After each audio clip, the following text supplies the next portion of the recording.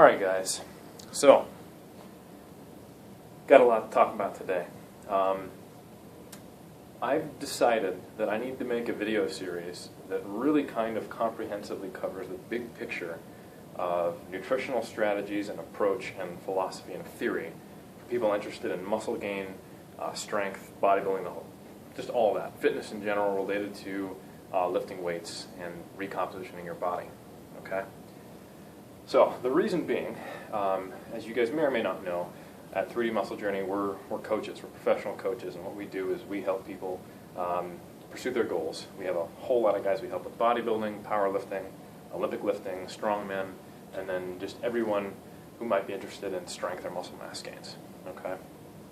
We do this in a couple different formats. We have our ongoing coaching, which currently is reserved for people actually competing, or folks who are in the off-season from competing who have competed with us prior. And then also we have our one-off consultations, which can be done in a series. And without fail, something that I have learned from consulting with people in these one-off consultations is that typically the reason they aren't getting to where they want to be is because they don't have a system. They don't have an understanding of prioritization. And I think honestly, the fitness industry and the exercise industry and the nutrition industry as a whole needs to take a collective responsibility for this kind of lack of awareness.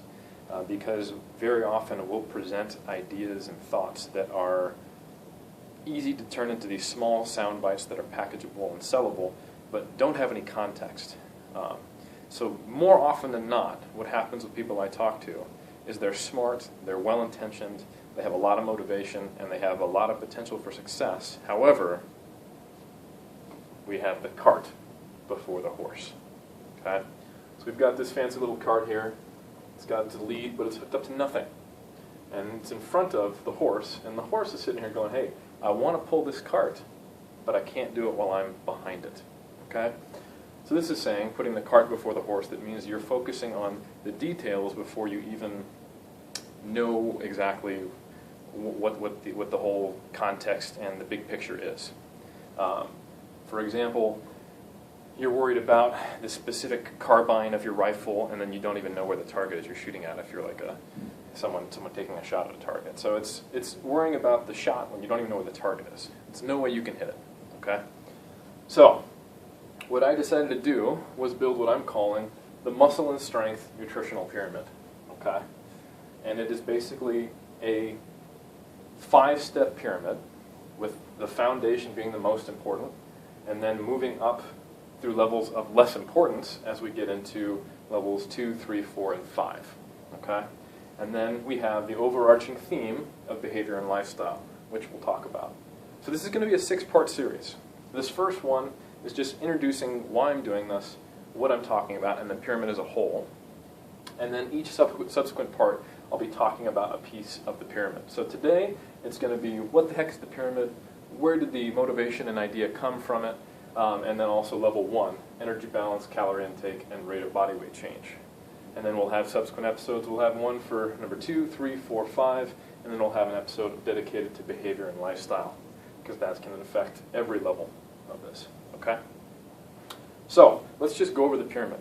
So the most important thing, and where any nutrition plan needs to start, is energy balance, which can also be looked at as far as calorie intake and a rate of body weight change.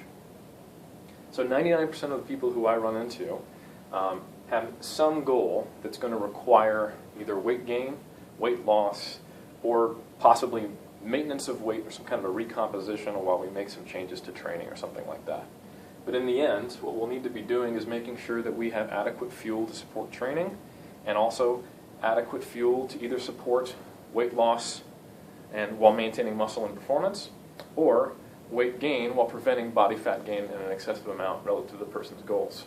Okay? Pyramid step 2 is the macronutrient composition of the diet. So we've got our energy balance. So we have calories, which come from carbs, protein, fat, and then also alcohol and things like that. And then we have how much do we eat of those calories from each portion? Do we have a diet that is 40% fat, 20% fat, 10% carbs, 5% protein? All those are just totally arbitrary random numbers, but we need to figure out the breakdown of where those calories come from and their constituent parts, particularly carbs, protein, fat, okay? So for all those folks who hear that if it fits your macros, or what are your macros, or blah, blah, blah macros, that's what we're referring to, how we break down the composition of the calories you're eating, okay? Because a diet will be very different, even if it's at the same calorie count and the way it affects you, if it's predominantly one macronutrient over another, and there is a specific combination that probably makes the most sense for different goals, and they need to be customized, okay? Step 3, micronutrients, minerals, water, etc. So we're going to be talking about things like vitamins, minerals, phytonutrients, antioxidants, your water consumption, fluid intake, all that kind of stuff. And those of you who are savvy are kind of realize that, wait a minute, hold on, water is essential for life. Why isn't it here? It's because most people don't have an issue with getting their water intake right. We have a pretty good regular maintenance of that, just with thirst. But yes, vital for life probably should be here. However, if you don't try to have any target for water, you're probably going to be okay in most cases, but it's still worth talking about. Okay? Other people who are kind of savvy are going to realize that if you've got your calories in place and they make sense, and if your macronutrient composition makes sense, and you don't have some kind of ridiculous choice of foods, which we'll talk about here as well, we'll probably find that micronutrients, minerals, and all that stuff kind of sorts itself out, but still worth talking about. Okay? Above that, we have nutrient timing and frequency. So this is basically how many meals do you eat in a day?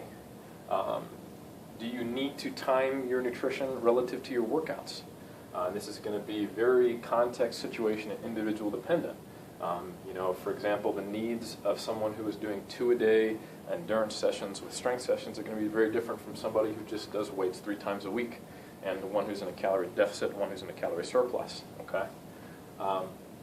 And also a lot of this is going to have to do with what works for someone's schedule and lifestyle.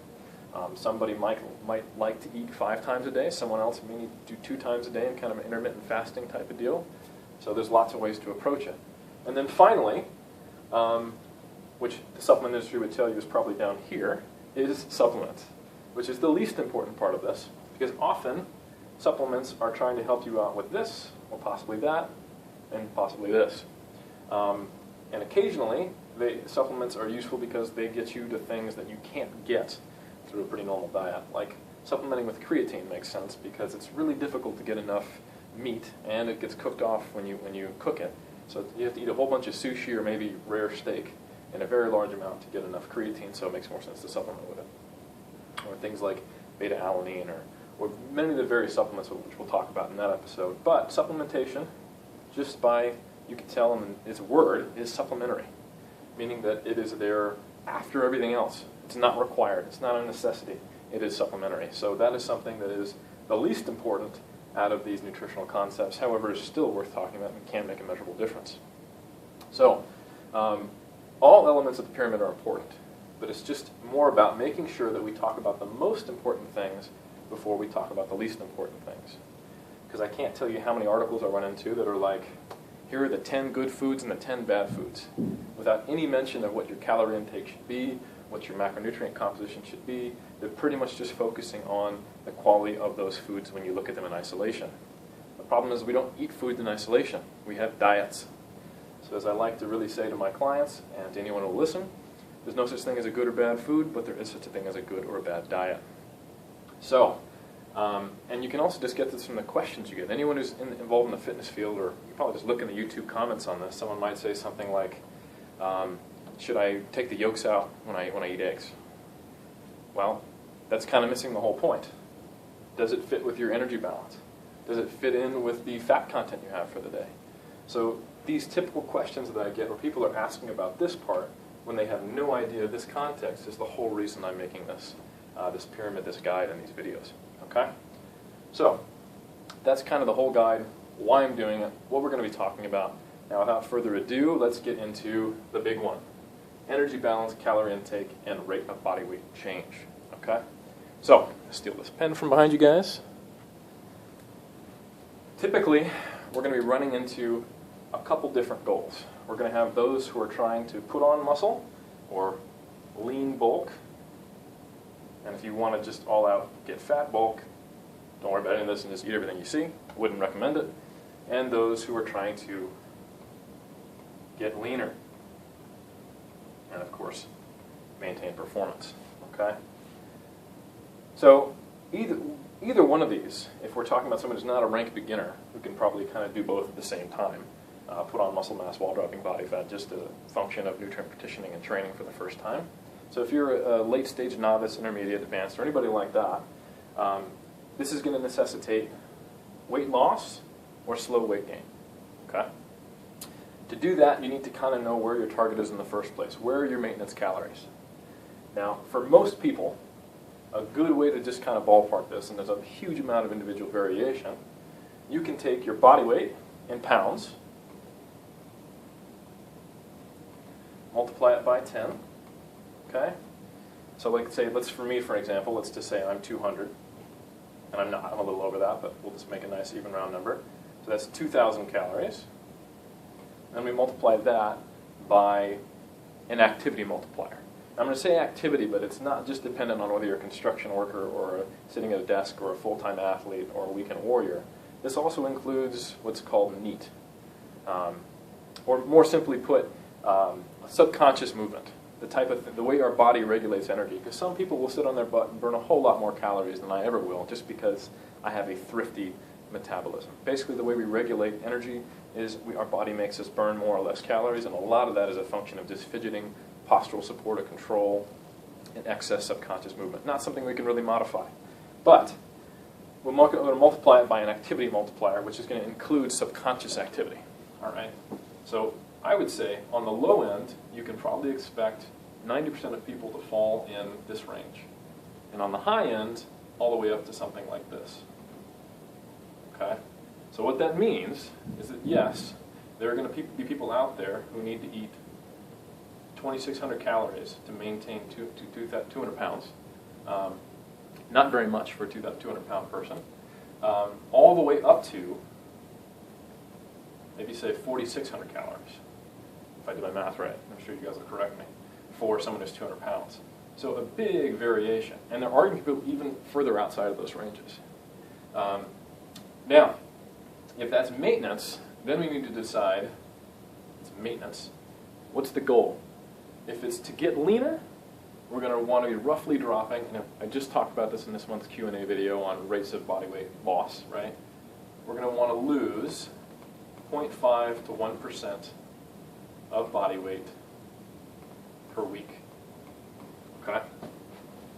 Now what that translates into for this 200-pound male is going to be roughly 1 to 2 pounds per week. Okay? Now, you guys have probably all heard the 3,500 calories in 1 pound of fat. So if you drop 500 calories per day, you'll drop 1 pound a week. That's a rough estimate to start from. So if you know your maintenance, you can drop somewhere between, in the case someone is 200 pounds, if you're lighter or heavier, different, minus 500 to 1,000 kcals a day. Okay? And that should get you there. It doesn't all have to be from your nutrition. You can do some cardio. I'm not going to get into that. There's plenty of other videos to watch. We're going to talk big picture stuff here. Okay? On the flip side, we have someone who maybe wants to gain weight. Okay? Now, just like when you cut or when you gain weight, it seems to be simple math, like, oh, I go down 500 calories, I drop a pound, or I go up 500 calories, I gain a pound. It doesn't ever work out that way. That whole subconscious activity and metabolic regulation thing that we're talking about means that you may have to eat more than you expect or less than you expect to get the rate of weight loss or the rate of weight gain, which we'll talk about in a second. Point being, it's a good place to start. Okay? Now, for gaining, I'm going to give you some different figures. Okay? Because anyone who's a natural lifter who's been at it for 3, 4, 5 years will tell you watching muscle grow is like watching paint dry or watching grass grow, while fat loss can happen relatively quickly.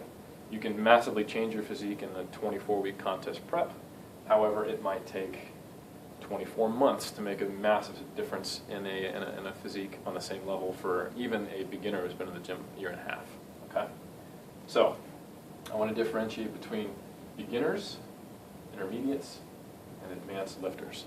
And I also want to differentiate between males and females. Okay? So these are going to be your rate of weight gain per month. Okay?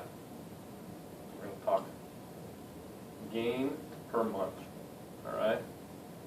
So for a beginner, I like seeing, say, for boys, 2 to 3 pounds. Okay? And for girls, I like to see half that.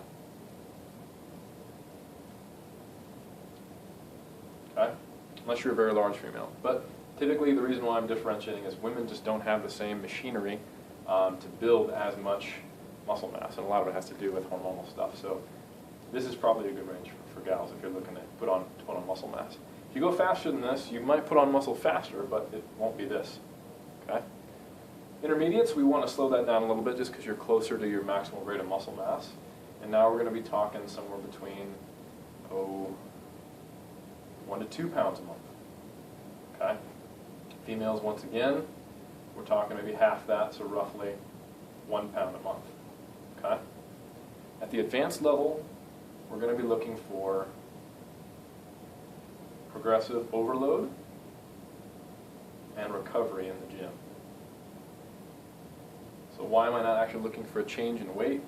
Because I tell you what, if you were to talk to Brian Whitaker or Alberto Nunez or Jeff or these guys, once they've figured out their training, they're in their advanced level, their stage weight might go up or down even 1 or 2 pounds within a 3 or 4 year period. Yeah, you will add stage weight over time, but it's going to be the amount that an intermediate gains in 2 to 3 months, or sorry, 1 or 2 months over the course of 3 to 4 years. So looking at it on a monthly basis just doesn't make sense. What you do want is to make sure that you're recovering from your training and that you're making progressive increases in your training. It means either you're adding more reps or more load over time. You're getting stronger, you're making improvements so that you know, hey, I'm past that phase where I'm only making improvements in strength because I'm getting more neurologically tied in or making improvements in my form. These increases in reps or increases in load are because I must be making some changes structurally, okay? Or at least influenced by that. So focus on the gym progress. Don't try to drive your scale weight up too much or you'll just end up getting fat. And that's essentially how you're going to lean bulk based on your gender, okay, and your experience level. All right? And this is going to be basically, once again, how do I gain 1 to 2 pounds, let's say in this example, a month? Well, that means we need to divide that by 4 per week. So this is going to be less than a pound per week, about half a pound per week. This is going to be maintenance, or slightly higher. Okay? How do we do that?